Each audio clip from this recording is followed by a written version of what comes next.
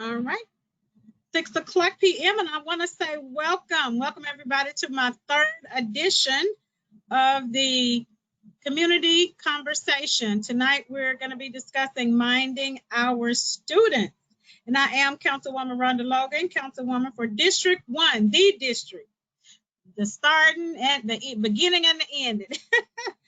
Council District 1. I'm happy to have each of you all here with me tonight. We're going to have some great conversation and bring a lot of hope and help to people in our district. I want to thank my presenters for joining tonight, and I look forward to each of them sharing great information, resources, common sense, helpful hints, and just our experiences this year. We've had a very interesting year. Nobody would have thought going into this year that we'd be here, but we're here. We're still standing. We're still strong, and we're moving forward. That was one of my missions while I was, or platforms while I was campaigning, moving Memphis forward. So we're continuing to help move District 1 forward. At this time, I'd like to introduce my great panel that we have here tonight. We have Assistant Superintendent Rodney Rowan. Did I pronounce that right? Okay, yeah. Great. I have Dr. Tisha Dura, Principal of Craigmont High School. In wave, y'all, when I call you now, okay? We have Raleigh Egypt High School Principal, Ms. Sherry Meeks. And Shelby County School Board members, Stephanie Love and Reverend Dr. Althea Green, who are with us, but they're not on, they're not viewing right now. They're going to be chiming in shortly. And again, we thank you all for being here with us tonight. I'm going to share just a little bit about you when it's your turn to speak, and then you can take it from there and tell us about what you do in your own way.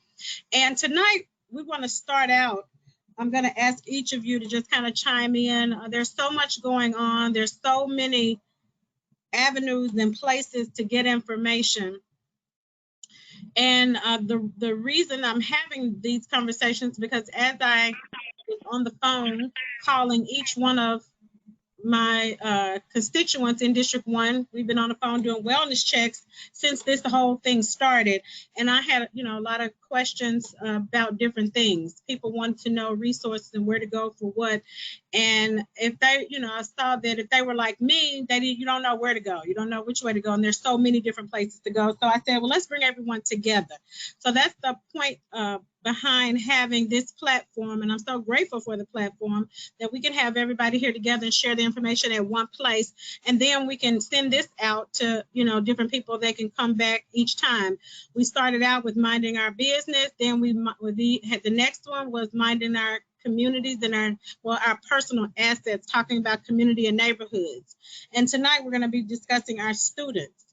Next week, we were going to do minding our emotions and our heart, because this is National Mental Health Month. But because now we're entering budget season, I'm going to have to push that one back to June. So I just wanted everybody to know that beginning in June, our first one will be minding our hearts and minds. And we would love to have you join us at that time. We'll be talking about mental health, because it'll be just as pertinent then as it is right now. So please put on your calendar to join us. Again, put your questions down below, and we're going to go ahead and get started. And with that, I want to start off with Superintendent Rodney Rowan. Please let us know, just kind of share with the listeners, the parents, and everybody that's on what the district is doing.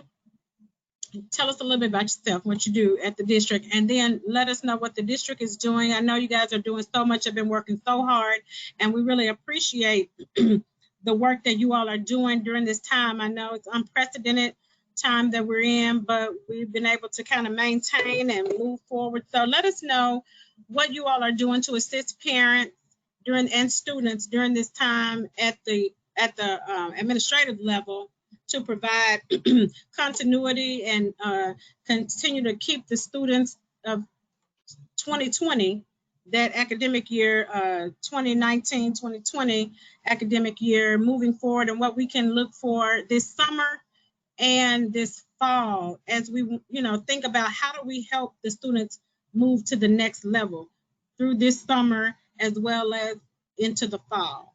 I know it's a loaded question, but take it piece by piece. Okay. So first of all, I'd like to say good afternoon or good evening, and thank you for having me. I'll start off by just telling you a little bit about me. My name is Rodney Rowan. I'm a proud product of Legacy Memphis City Schools.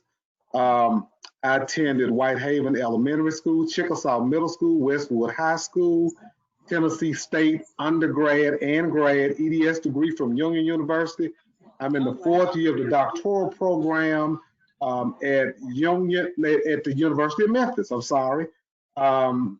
I was a classroom teacher 9 years, instructional facilitator 2 years, assistant principal 3 years, resident principal New Leaders 1 year, served as a principal 7 years, and I currently serve as the assistant superintendent in the continuous improvement zone.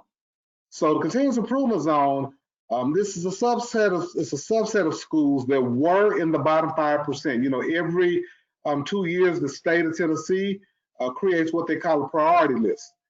Schools that are in the bottom 5% are in the I zone. So the schools that I'm now presently working with are schools that were in the I zone. They're now out of the I zone. And Dr. Ray's vision was to create sort of kind of like a soft landing for schools when they come out of their priority status before we put them back in traditional schools. 3 years in the continuous improvement zone, where we have some of the supports and latitudes that you have when you're a priority school, but there's a gradual release and we're getting you ready to go back to the traditional setting. I currently have 15 schools as of now, and we're growing. We're growing, and the work that we're doing right now is we're doing good work for children. So the question that you asked me about, what are we doing during this pandemic? The district has done lots of things during the pandemic. I know the first 3 to 4 weeks, we were at various locations throughout the city. I would say 40 to 50 locations. The YMCA passed out lunch. We had learning packets for students. Parents could just drive up every Monday and Tuesday, and we provided them with learning packets. A lot of our schools have web pages where children and parents have access to the web, as you have access to the internet. They have web pages. Teachers are conducting virtual lessons where students are able to click the virtual lessons and get high quality instruction on the internet. One thing that I can say before I pass or yield this virtual session to someone else is that the pandemic, it happened. It was never an ideal time for this to happen. But the one thing that I think that was the bright spot was that our school year is broken down into 3 quarters. There's a first, second, third, and fourth quarter. When we left for the pandemic, we only had 1 day remaining in the third quarter. So we were actually able to complete 3 full quarters of school. And the way that our district's curriculum and pacing guides are set up, 80 to 90% of all content for each grade level is covered in the first 3 quarters. So there are very few standards or skills that are covered the fourth quarter, primarily because during the fourth quarter, you take a standardized test, your seniors are getting ready for graduation, you're wrapping the school year up. So the one thing that I can say, if there's a bright spot, 90% of the curriculum, 80 to 90% of the curriculum was covered before we left for this pandemic. So we're going to be very innovative about putting systems in place to recover, to go back and touch those skills that were taught during the third quarter, making sure that we cover everything that was missed in the fourth quarter. And we have some very unique ideals in place for students when they come back. So we're really working overtime to make sure that we close these gaps and address the digital divide. Absolutely, and that you said exactly everything that I wanted to hear. Because my question, and I've asked the principals in my district, okay, what are we going to do about this information? All this information that the children didn't get this last I mean, the time that they've been out, you know, I appreciate them being able to graduate and being able to pass, but I'm more concerned about the information that they lost. So you answered my question and eased my concerns, and I hope the listeners and the parents as well that they did not particularly lose any information. They may not have been assessed on it, but they have been taught the information the first 3 quarters. And that's good to know that that's the way you all have it structured. And it's also, it was my question as to how we're going to make that up. So to know that when you start back, you're kind of review the information. That's great. That's great to hear. I appreciate that and glad that you all have really thought that through. The only other thing that I wanted to know, or I'm going to throw out here because we don't have any questions at this time, but I'm going to spark some. Will there be summer school? Absolutely. There will be virtual summer school, but the summer school will be for students that may have retained. So we've put some very airtight systems in place about students retaining, being sensitive to this pandemic. The only students that are retaining, I know at least for grades K-8, are students that they had to have had an F in reading and math the first, second, and third quarter. So in reading and in math, that's the only way students are retaining. So let's say hypothetically, the child had 3 Fs in math, or they may have had F, D, F in reading. The child is going on to the next grade because it's no fault of their child that the 4th quarter did not happen, right?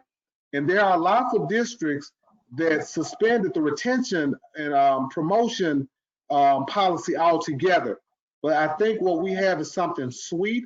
And for those students who did retain, they will have an opportunity to receive virtual learning, and the district will provide those students with devices. Okay, great. So awesome. They'll get devices to use. They will have devices, and we will make sure that they have internet access as well. So any student that retains will have a digital device, and they will have access to the internet. And the district is making sure that that's happening. We're working on that right now as we speak. Oh, awesome, awesome. You mentioned packets. Are any packets? I had a grandmother ask me about the packets. Where could she get a packet for her grandchildren that she has now? Are they still available, or are they still needed? So we're looking at right now, we've passed packets out at the board because many parents were able to come to the board to pick up report cards. I think that was last week. And we're also talking about possibly putting together summer packets as well to give students, because like right now this is an ideal time if you have your elementary students and maybe your middle school students at home for 5 months. We know that when you look at math, multiplication is the foundation of math. Putting together a comprehensive package so that every child in this district comes back.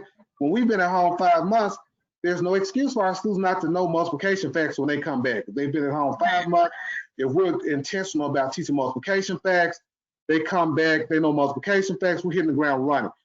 Even our strategy that I will also give parents as we start thinking about reading, making sure that you're going over sight words with children, teaching them the Dolch word list, the Fry word list, the Oxford word list, because when students are familiar with those sight words, prefixes, and suffixes, if they memorize, because when you think about a large word is just a combination of small words joined together.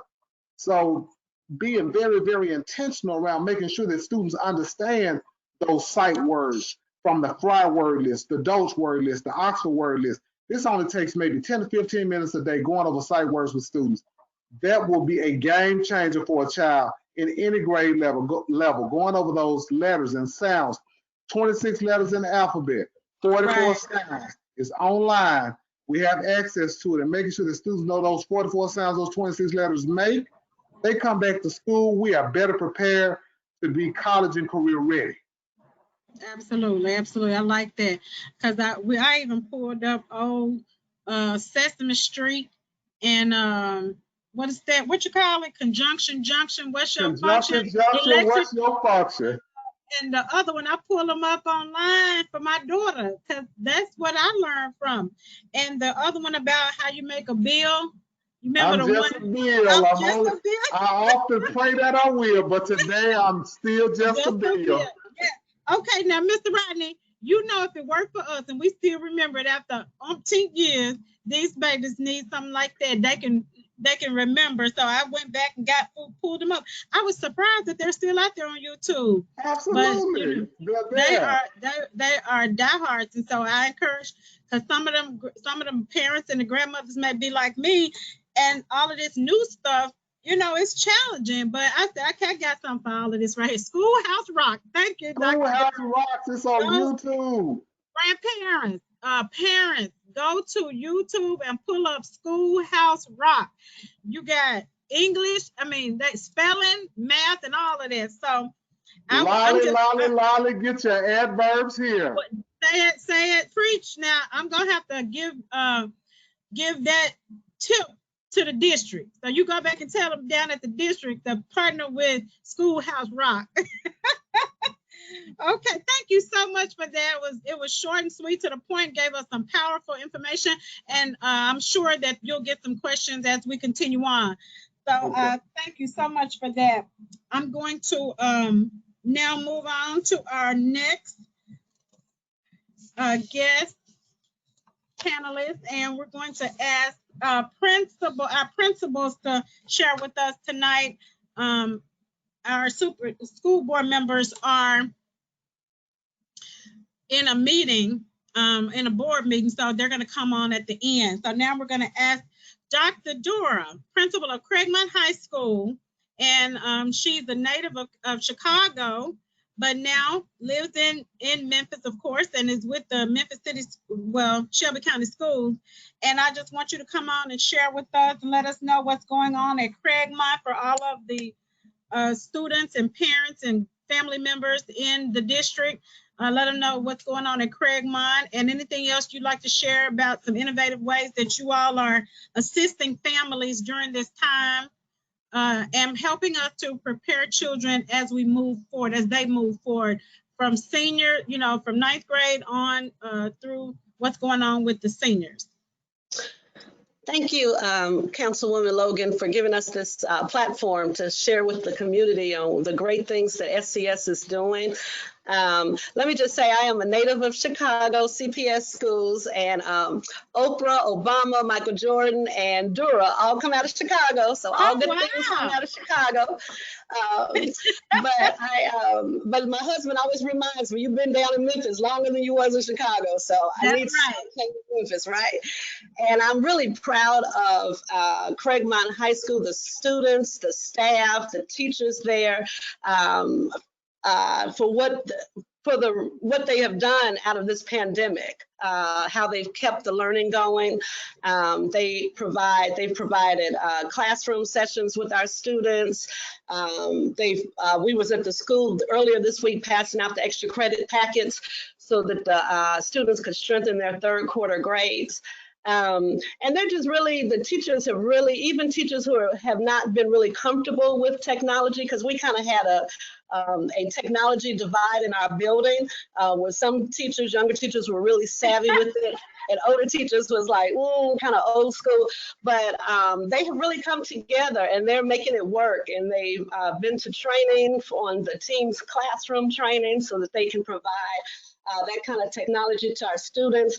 And for me, as the principal, I think my number one role right now is for my parents in the community, is to keep the lines of communication open and being available to my parents, because I know there's concern, there's angst, and so they email me all the time. It comes directly to my phone, and I respond. And I get them, if they need a counselor, if they need a teacher, I get them to the right people. And the folks, I tell you, they have been so responsive to our parents, and I'm proud to say we haven't gotten any complaints so far, because we're trying to make sure that we handle, parent, concerns, because this is something that has never happened before. It's unprecedented, and Right. and parents are worried and are concerned at every grade level, 9th, 10th, 11th, and 12th, on the well-being of their child and how that education is going to look for their child. And so we just make sure that we keep that process, the communication open,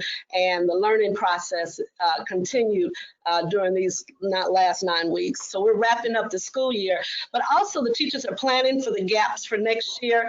What will it look like if we go back in August when that child walks in the building? So we've had a lot of cross-curricular planning with, like, our Algebra 1 teacher is working with our Algebra 2 teacher, and this is what we didn't get to cover the last 9 weeks. So this is something that you'll probably need to start off the year with.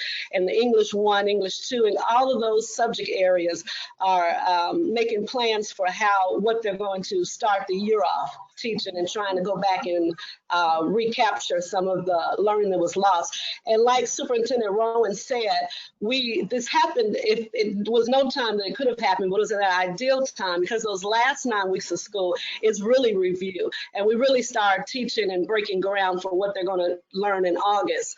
And so that's what they would have gotten. So we're going to try to recapture that and address that over the summer, as well as when they step into school in August, if we go back.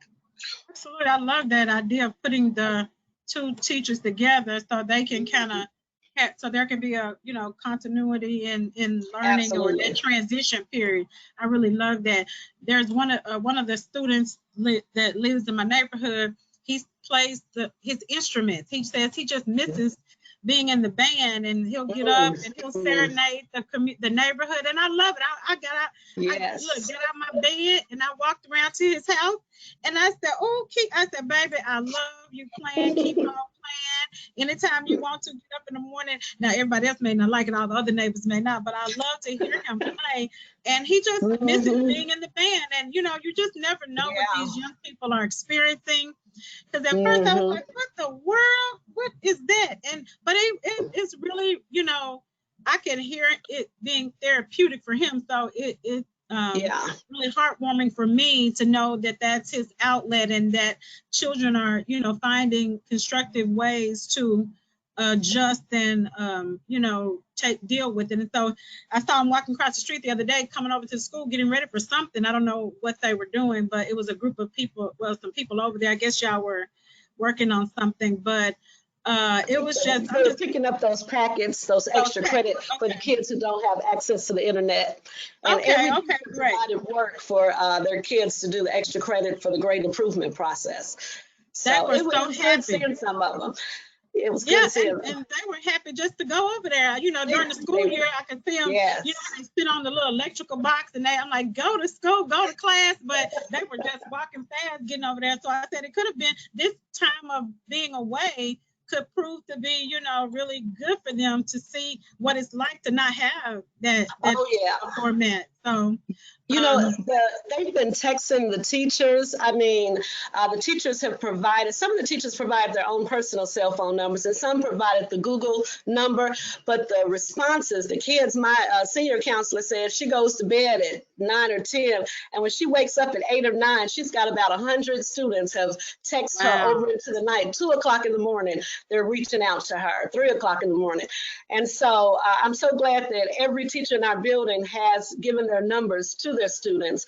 And like you said, the students are sometimes just calling to text them, just to tell them about their day, not necessarily anything academic. So it's that social emotional piece that has me concerned. And I'm glad the kids do have an outlet with our staff, our faculty and staff. And someone who's able to connect them with someone that can help them if they need additional, more substantial intervention or anything like that. Right. So you can kind of ward off some of the things that are going on as we approach summer, because in summertime it's a lot going on. So right now I'm going to switch, if you would, before I go to you, Principal Meeks, if I could switch to School Board Member Love, so because they're going to have to do something else at the end. So if you would, at this time I'm going to bring on Commissioner Stephanie Love, School Board Member Stephanie Love. She represents 2 of the high schools in our district, well, a number of schools, but 2 of the high schools in our district. And we just want her to come on in her own way, because that's how Stephanie Love does. She just comes in her own way. And so that's how we want her to share with us what is happening and what's important for the school board right now in helping families prepare and equip our students to move forward from here. So, Ms. Love, can you hear us? I can. Thank you, okay, Councilman Logan, Councilwoman Logan, for even inviting me to this panel, and thank you to the other panelists. Give us a little bit of insight about you, and then share with us what's going on with the school board and what's important to the school board and what you all are working on to help us move our children forward and prepare them for how to move forward, and what resources are immediately available or new developments, or just, whatever you feel is important to share right now. Okay, thank you. So first, I am I'll call myself a no-nonsense advocate for our students throughout Shelby County schools, and especially for the District 3 that I was elected to represent. So for me, being a school board member, we have several duties. One of the biggest ones would be most definitely hiring the superintendent, which I can say, I think at this point he's doing an excellent job in making sure that we're on the right path to success. We also are charged with approving the budget, which has been maybe a 6 or 7 month long process. And we're almost at the end of that, where we will present it to the county commissioners for approval. And we're hoping that all of our requests are approved. Another thing with me being on the school board, we have committees. I am the co-chair of the Community Engagement Committee, and also co-chair on our legislative committee meeting. Some of the things that have been taking place, and I know several members have spoke about the academic portion, but for me, I'm going to speak about the parent piece and why it's so important for us to make sure that our parents are engaged, to make sure we keep that positive relationship with our parents and also our students. When COVID-19 hit, no one was prepared for it. In my opinion, it came like a thief in the night. And we have actually had some principals and teachers, like you've heard on this panel today, who have done an excellent job communicating with parents and making sure that parents know exactly what is going on. I do know that I reached out to Principal Meeks just yesterday about a parent issue, and she handled it. I think in less than an hour. I'll also say that I have relatives that attend Craigmont High School, and they receive phone calls and information about picking up packets and the process of how they complete their AP test. And then just even with my own daughter attending Craigmont Middle School, I had a malfunction with my laptop, and the principal actually printed off the material and put it in my mailbox. And it wasn't just me, but she actually did this with several other parents. So kudos to our principals and our teachers for not allowing COVID-19 to stop education from happening. Another thing that we are doing, we're in the process of doing, is making sure that parents who we do not know where they are, and this could be due to a phone number being disconnected or them moving, we're finding ways to reach out to them. I know we spoke about the homework packets, and then we have educators who are actually doing online classes with students, who may have questions, or who some of our children, you can give them a packet and they can do it. We have other children who they need to see something more visual, where someone is talking to them and walking them through that. So that is something that our educators are most definitely doing. And like I said, I'm very, very, very appreciative of that. I would encourage the listening public, if you know of any children who may not have been going to school during this time, and you know them, please either encourage the parents to reach out to Shelby County Schools or just ask. Have you been getting the lesson plans from Shelby County Schools? Do you know about the online process that's taking place where students can connect with their teachers? Because I know Mr. Rowan spoke about it. When we talk about the summer learning loss, this will be 10 times worse because our children will most definitely have been out of school for a little more than 4 or 5 months.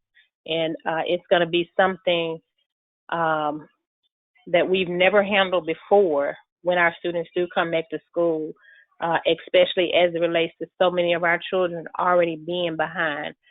So as it relates to our legislative committee, we are most definitely pushing for ways to, of course, we want our teachers and schools held accountable, but as a board member, I do not feel like our teachers or principals or students should be punished for what has happened due to COVID-19. I also know that the commissioner was talking about some type of assessment to see where the children are once they return back to school. But this is just me speaking. I have never seen any assessment from the state of Tennessee that has not been punitive for our children or our schools, either on the front end or the back end. So I'm hoping that the administration finds another way to assess our children without punishing our teachers or our schools. So with that, I'll stop. And if you have any questions or if you want to move on to anybody else, thank you. Okay, thank you so much, Commissioner Love. I appreciate that. Mr. Rowan, did you want to piggyback on anything, or are you all thinking about any of those things that she brought up concerning the punitive nature, or just exactly so spot on with Commissioner Love. Really looking at when students come back, some kind of diagnostic test, so to speak, just to get a better feel for where students are, so that we can begin to tier assignments and truly live in this space of equity. Because there's a difference between equity and equality. Right. Equity means that everyone gets what they need. Equality means that everyone's getting the same thing. Right. So if this pandemic has done nothing else for us, it gives us an opportunity to be true to that term of equity. So diagnostic tests that we typically give at the beginning of the school year that informs our response to intervention, those systems now truly must live in a space where we're closing gaps and we're catching students where they are. And even if that student is a 5th grade student, if the diagnostic test said that the child's operating on the 2nd or 3rd grade level, then that's our entry point. If the student's in 5th grade, they're operating on the 7th grade level, that's our entry point to advance what that student already knows. So we are being very thoughtful and mindful of creating systems that are going to be equitable and not punitive. So to Commissioner Love's point, just kudos to you for calling that out. And we appreciate your candor, because you're going to always keep it real with us. But just know that we hear you and we hear you. Absolutely, absolutely. And all of us working together, iron sharpens iron, great minds think alike and bring things together. And it's all for the good of these children, these youth. We have some good children in our schools, and we want to make sure that we're supporting them and helping them and giving them what they need at every level, under any circumstance and all conditions. I did want to note that we did reach out to Cordova, and they were not able to be a part of the conversation tonight. So I don't want to, I represent my district includes Fraser, Raleigh, and Cordova. So I did want everybody to know that they're not, it wasn't intentional that they're not here, but Principal Thorpe was not able to be with us tonight. Wasn't able to be with us tonight. Okay, next I want to now bring up our next panelist. I'm going to, can you hear Dr. Reinhardt? Reverend Green, are you on? Dr. Green, can you hear me? Yes, ma'am, I'm on.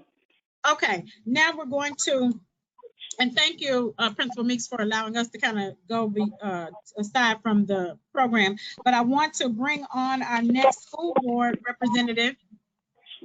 And somebody say something? Okay, I want to bring on our next school board representative, Dr. Althea Green.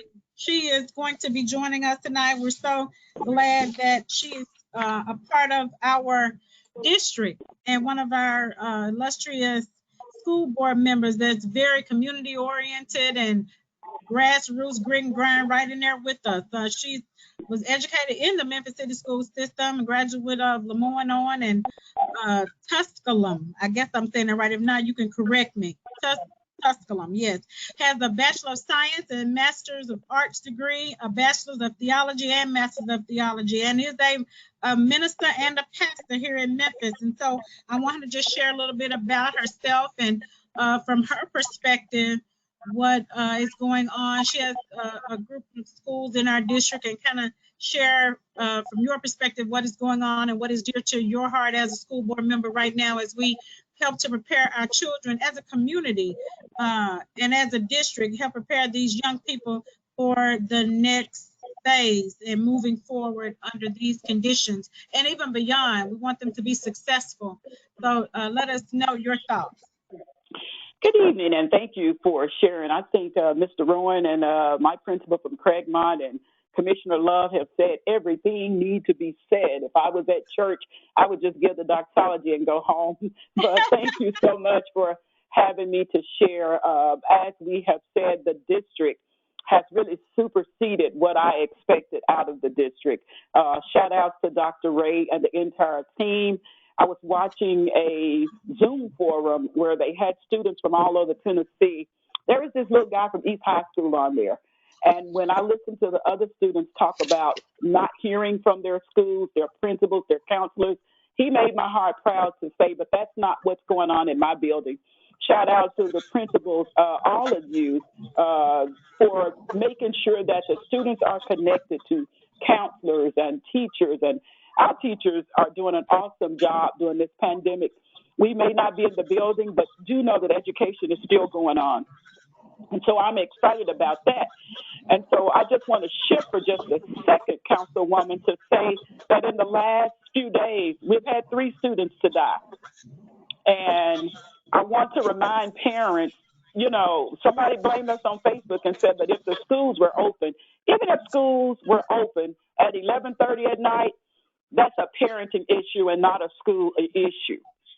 I want to remind parents about young people, but I also want to introduce a new program called the School Seed Support Benevolent Fund that I, along with 2 other pastors, Pastor Jay Nelson, Pastor Vincent, we are all working, and we have put together a package to even help our parents when something like this happens, not only to children in Shelby County schools, charter schools, homeschool. It's for all students in Shelby County. You will not have to walk that journey alone. We are here with financial support to help pay to make sure we're not GoFunding our students anymore. And so I just want the people in your district to know that if something happened, they can reach out to the councilwoman. She knows directly how to connect me. We're running into problems where our parents are not aware of this program because the pandemic happened and we were getting ready to roll it out. But I'll be doing a press conference to get this information out. We'll be sharing it on web pages. I will make sure every parent in the district will have access to this information because we want to be here. But when our students return back to school in August, we want to make sure that we are there to support them.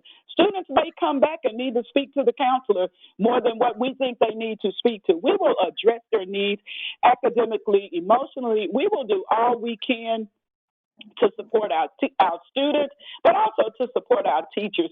I so hate that this is National Teachers Appreciation Week. I planned a surprise for every school in my district. Every school was going to get $500 to buy breakfast from Commissioner Green. I feel so bad because the pandemic happened, but do know that when school starts, Every principal will hear from me. You will see me, and I will make sure that I do something to even welcome back our teachers to another school year. Thank you so much for this time. Always, I wish everybody much love and happiness. I am the real Reverend Al Green, Commissioner Green from District 2. Thank you. Thank you so much. We appreciate you. And that's how the leaders in District 1, that's just what we made of, you know, and I'm so excited to be a part of this network, of this net that we have for our children and surrounding them, and the parents and the families. We may not always get it right, but we're going to get it. We're going to get to it. So we're going to work on it. And we're going to shoot that information out to you all. It'll be on the, we'll load it up when we load this, the recording of this night. When we load it up, we'll also add the graphic for the fund that she talked about. So you all will have that information, and we'll send it out to you all as well, so you can send it to your contacts. But last but not least, I want to get to it. I want to give Principal Meeks opportunity to have the floor. She is a graduate of Bolton High School, has a master's in education leadership, as well as she earned an education specialist degree from Union University in 2008. Ms. Meeks is a wife, and she loves going to church. She's a wife and a mother of two. So we, no, mother of one, right? Don't let me give you any more, huh? Mother of two. And so we're going to ask you to come and let us know what's going on at Raleigh, Egypt with the Pharaohs. It is Pharaoh Nation, definitely. Right. We are definitely trying to support our students and their families during this unprecedented time. We are definitely reaching out to them to check for needs, to honestly really check to see if their addresses and their phone numbers are still the same.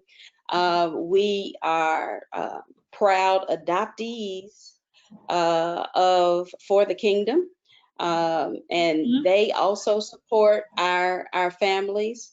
They have on 2 occasions given 14 days of groceries to the families of the Raleigh, Egypt community. They've done that on 2 occasions during this pandemic. So we are getting that word out, and if help is needed, we've even given out a number for me, for which our parents can reach me. Students are also calling me. So my admin team and I are working diligently to take care of the needs of children, be it packets. I know that Shelby County Schools is basically distributing instructional packets at Greater Imani. So that's happening in the Raleigh area for our Raleigh students. We have distributed packets to ensure that our kids or our students are able to still, learn and pass and have an opportunity to pass during this unprecedented time, especially if they have not gotten Wi-Fi installation.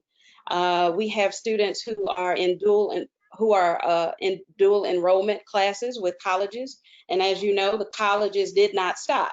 So we ensured that we passed out laptops to those students first. Those students take classes from Bethel University and Southwest. So we wanted to make sure that they could continue their education. We have also garnered the support of a donor in Georgia. They are giving 12 Chromebooks to 12 of our deserving seniors. So when they go on to post-secondary education, they will have those resources or that resource. We also have a wonderful band program. Our biggest competition is Craigmont, but our band students have garnered about $250,000 $40,000 in scholarships to date. Even through this pandemic, they have been auditioning on FaceTime for instructors at Mississippi Valley, Jackson State, Tennessee State University, Alcorn State, just to name a few schools. So we are definitely trying to ensure that we prepare for the future. As far as instruction is concerned, we know that this is different, and we just have to be ready for different next time. Like Commissioner Love said, it caught us off guard and like a thief in the night.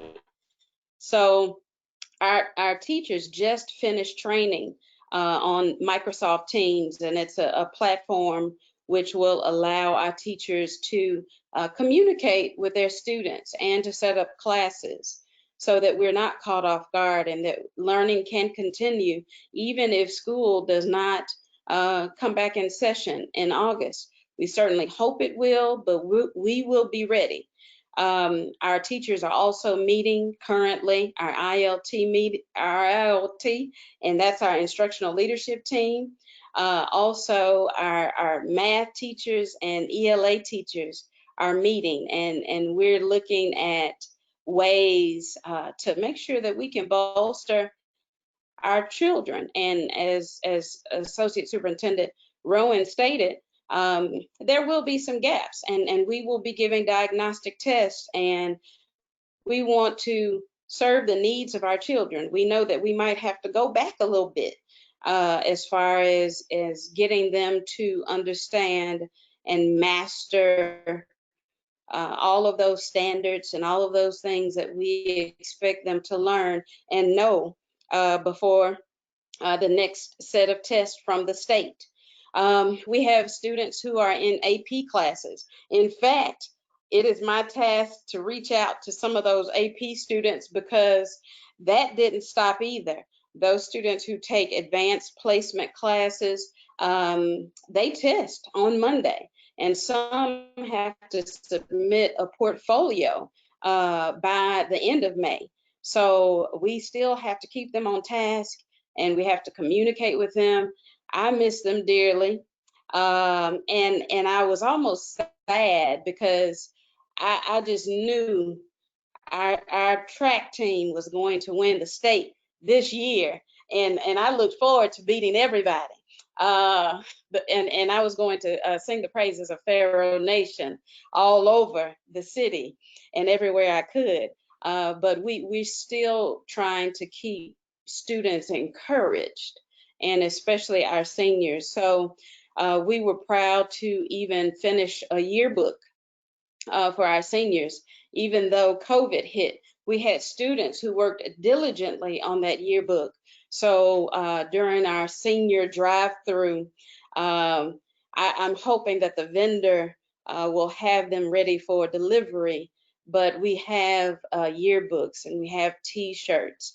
And on May 16th, even those students who participated in a college prep Saturday session to get them ready for college and getting them ready for applications, Alpha Kappa Alpha Sorority Incorporated, those ladies sponsored those students. So they're going to have a special drive-through on May 16th just to honor the 12 members who participated in the CAP program. So they have some special goodies for them. So we're really just trying to keep our children encouraged and making sure that we can communicate with parents. Commissioner Love is on our communication line, so she was able to speak up for Raleigh, Egypt on a couple of occasions where parents are like, oh no, she said, well, you must have the wrong phone number because they send messages every day. So we're trying to keep our parents informed, and we're doing all that we certainly can. And our students know that they can reach out to me. It's no problem. They've done it before. Their parents have done it. They're all very respectful. and they all reach out to me at respectable times. And even if it's not, they know that we are here to serve them. That's awesome. That's awesome. We are so appreciative of you all for everything that you're doing to keep everybody grounded, to keep everybody moving forward. And, we thank you. There were a few questions that I wanted to ask too. In terms of special needs, children that may have been on a plan or that are going to be needing some extra care and attention, what is being done in that regard for parents that have children with special needs?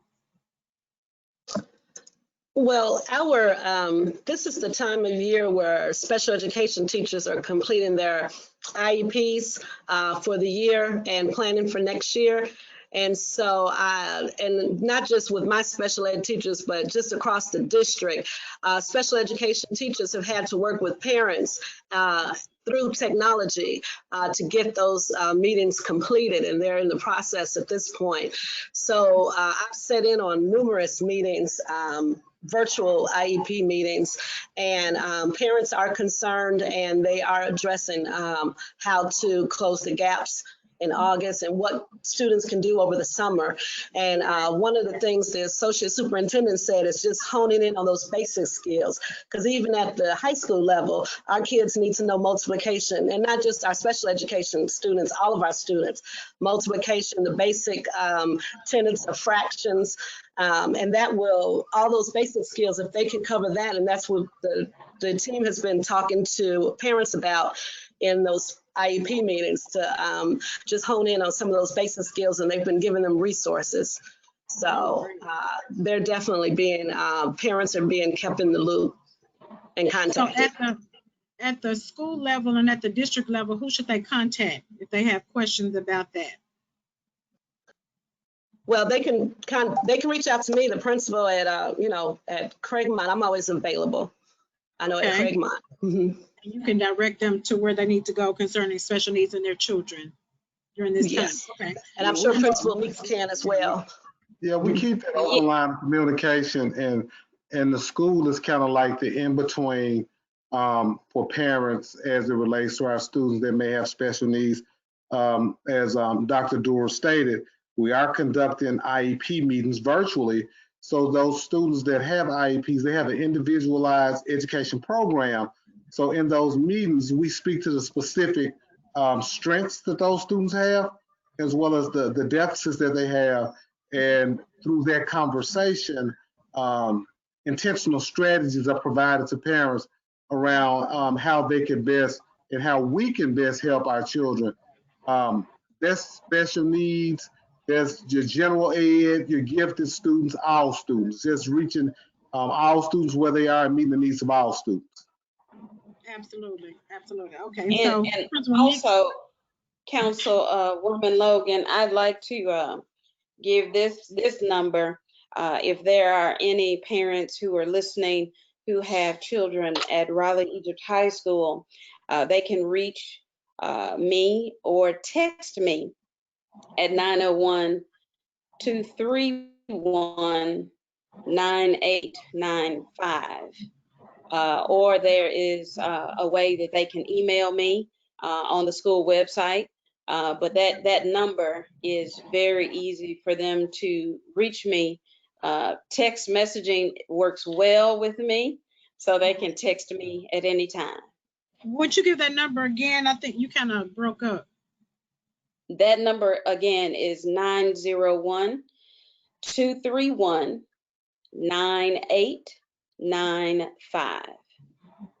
Okay, great. Now, technology, and several of you have mentioned being at a better place next year. What are we doing now to prepare for that?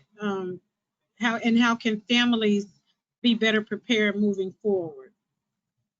And I'll let you, Assistant Superintendent Rowan. So what we've done is we've done a very thorough inventory of devices that we presently have in the district that are like, I guess, 1 to 2 years old. So there will be something that's recent, right? So right now we've identified 40,000 devices. Of course, you know that the state of Tennessee awarded us $48 million. So we are really intentionally looking at making sure that when we go back to school, that this doesn't happen again, and that every child in this district has a one-to-one device. Now, one thing that I can say is that Superintendent Ray and the cabinet, Dr. Bird, Dr. Whitelaw, the entire cabinet, Barker, everyone on this cabinet, we've taken pages out of several books, right? We've looked at how New Orleans handled the atrocity that happened after Hurricane Katrina. We're looking closely at how Miami-Dade County handles things like this pandemic, because they have hurricane season. I mean, and it can happen at any time. So we're looking at other districts that have dealt with setbacks that are as great as the setback that we have right now, and we're strategically conversing with them, borrowing ideas and seeking counsel from them around creating just an airtight plan that will allow us to be better prepared for things to come. I will say this, we have heard that there is the potential of a second wave of COVID that may occur in December, but I can say to you, the Shelby County schools, we will be prepared if this second wave of COVID comes in December. We will be prepared for that. Oh, absolutely, absolutely. We got that message today too as council. So that's why, I wanted to bring that up. Are we looking to be prepared for that? Another thing, in terms of our underclassmen when they return, what types of things should parents expect? Large things or things that will be different that we need to consider even now, in preparing to whenever we get back. I yield that to both principals, and then I can kind of talk to you about it from a district standpoint. Okay. Okay. I will yield to both principals.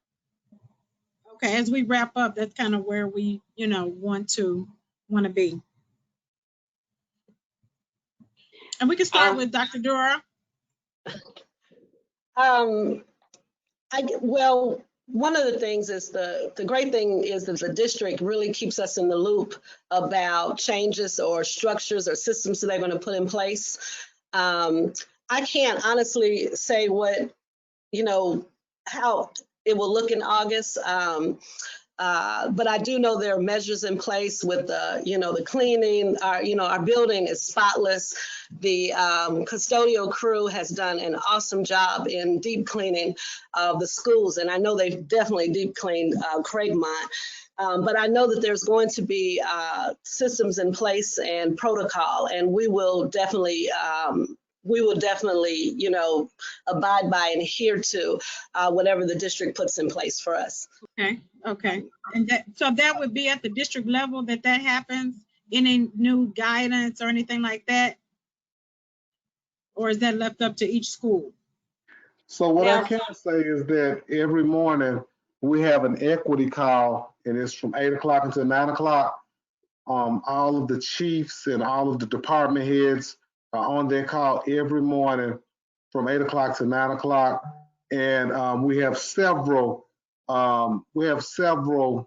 initiatives on the table. We're in the process of negotiating what's going to be in the best interest for children.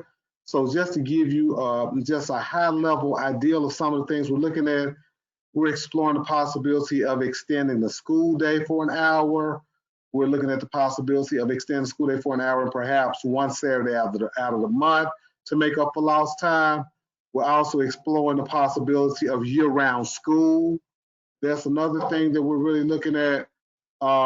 There's so many different scenarios right now that we're looking at, but we're also looking at it from the standpoint of what's going to be in the best interest of children, what's going to be something that is cost effective, because of course, that the district just experienced, we had that deficit where as far as like the budget was concerned.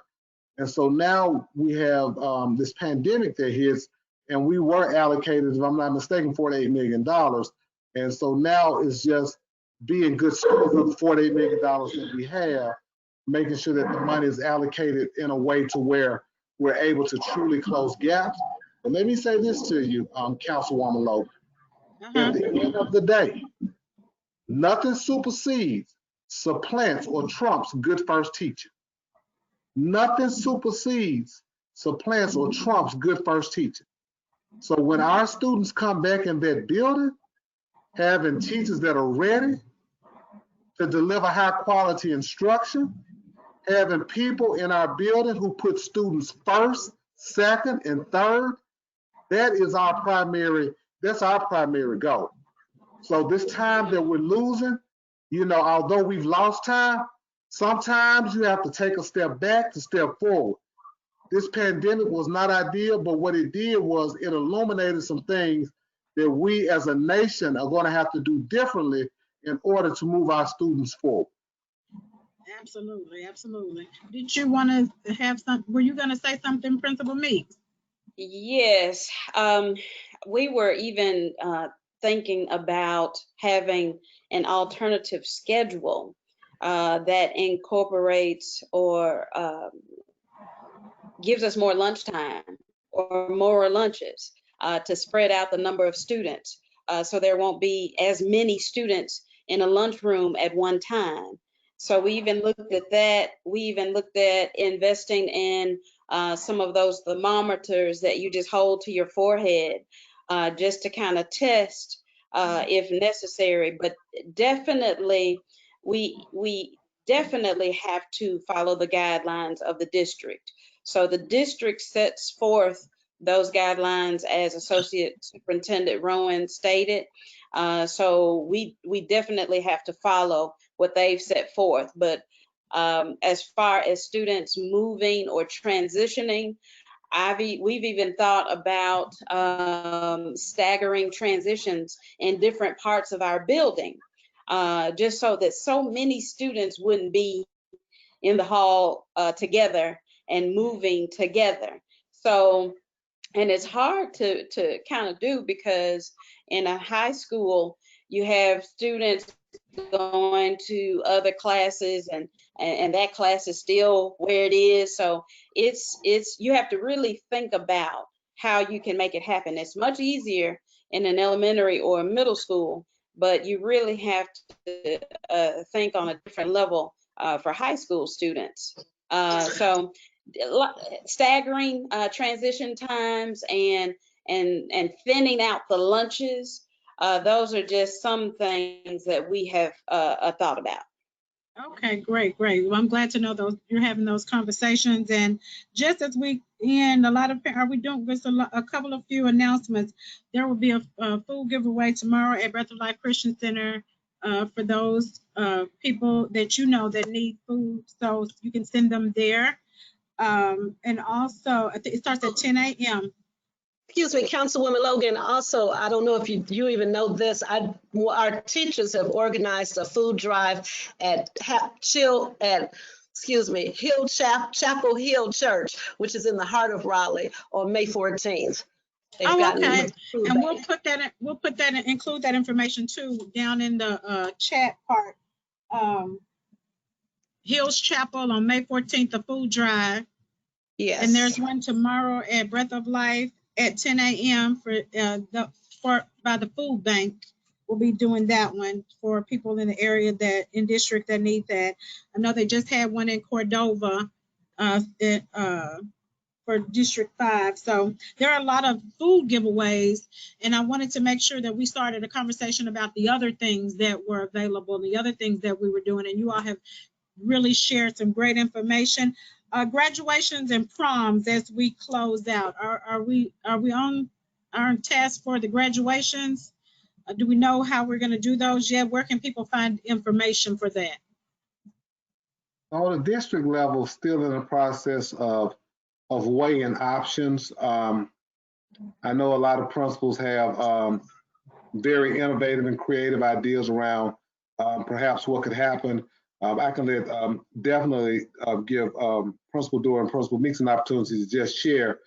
But there will be celebrations. I know our FACE department is really thinking through what this is going to look like, how it's going to look. It's definitely going to happen. Our seniors will be celebrated. We're just right now trying to take very cautious steps to ensure student safety, but at the same time, not deprive them of these precious moments because they've worked so hard to get to this place. And no one planned for this to happen, but we do know that they will be celebrated. If you've not seen, like on television, they're doing lots of senior shout outs. Lots of people are doing drive-through graduations. Well, it's not a graduation, it's more of an appreciation because, you know, the graduation piece, we're looking at some things. And I think that before everything is said, and I think parents are going to be satisfied with what we end up doing, even if it's something that is done in the interest of social distancing. It may not be your traditional graduation where the entire family comes. It may be a few members of the family, a place that has a high capacity to hold lots of people, and our students are spaced appropriately. But we're looking at it, and we are not going to allow our students that are in the class of 2020 to suffer as a result of COVID-19. So at this time, I yield to Dr. Dura and to Principal Meeks just to talk about some of the innovative ways that they're going to make sure the students are given those opportunities to cherish these precious moments. Thank you. I do want to say that student refunds for different events that didn't take place will start happening next week. And then senior week is May 18th, where seniors will be able to pick up things, and it depends on the school. But the month of May, the district has done, like Superintendent Rowan said, the district is doing some virtual celebrations. And then the week of June 8th through the 12th, different high schools will have the drive-by celebration. Drive-through, Laura, I will say drive-by. Drive-through celebrations. And we've got some great things planned, and we're still in the planning process for that. And then the Superintendent Ray talked about a vision for July graduation, depending on where the CDC department says we are with the COVID-19. So there's still hopefully an opportunity for kids to walk across the stage. Okay, absolutely. Well, we're excited about that. Thank y'all so much for being on. School Board Member Love, did you have a last comment? I know you texted you were still on. Okay, I guess she had to leave, but thank you all for the wonderful things that you're doing, the care, the concern that you're giving. It was so nice to have you all, my new friends, Assistant Superintendent Rowan, as well as my constant friend. Thank you all for sharing this time. Thank you for loving our children and giving us some innovative ways in which we can help them as a community, as parents, grandparents, and letting us know what you're doing so I can direct people to this video whenever they want to know what's going on. I'll shoot it out to everybody. So we are preparing to close down this year and to support our students for this summer. And you all share with us information that we can put up too with this video on things that are going on this summer that can kind of help stabilize our students and emotionally, socially, and what, you know, in academically. So we thank you for that. And you all stay safe and well. We want you to continue to wear your mask. We want everybody to stay safe and well and shelter at home. And like Memphis City Council on all of our social media platforms. You can find us at memphis10.gov. Reach out to us if you have any further questions. And again, thank you, and y'all have a great night. Thank you for having us. Thank you. Bye-bye. Good night. Thank you. Good night.